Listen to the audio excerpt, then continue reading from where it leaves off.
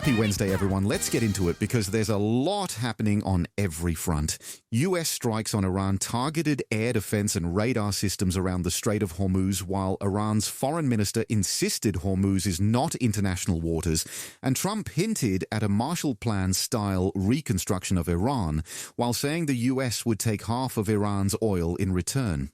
Reports indicate Iran may accept a 15-year uranium enrichment suspension, so the outlines of a deal are emerging even as military operations continue.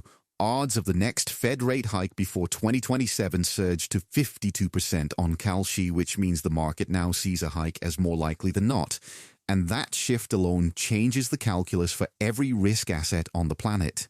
Big tech AI infrastructure spending by Google, Amazon, Microsoft, and Meta is projected to hit $670 billion this year, which is 2.1% of GDP, exceeding the scale of 1850s U.S. railroad investment.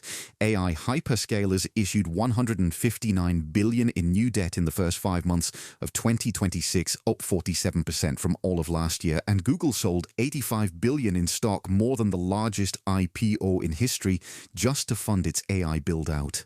SpaceX plans to begin testing AI data centers in space next year, which sounds like science fiction, but at this point, nothing surprises me from Musk.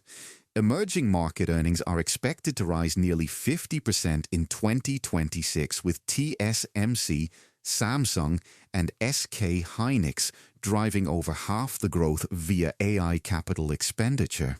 The White House will host law enforcement to address Clarity Act concerns, while crypto firms urged Congress to add developer legal protections. Over 233 million in long positions were liquidated, Blockstream CEO. Adam Back advised buying dips and dismissed quantum threats. Tim Draper said Bitcoin is more secure than dollars in bank accounts. CZ told investors don't panic.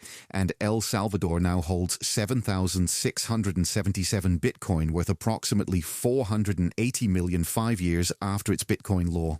The Trump family has generated $2.3 billion in profits from crypto ventures.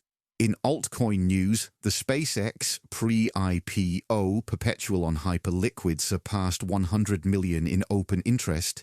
Near went live with Hyperliquid perps. Binance stock trading surpassed $400 million in assets 1 week after launch, and Humanity Protocol suffered a security incident with its token dropping 80%. That's your Wednesday recap. AI spending at railroad-era scale, while the Fed leans toward hikes and Iran inches toward a deal. Make sure to follow, and I'll catch you right back here tomorrow.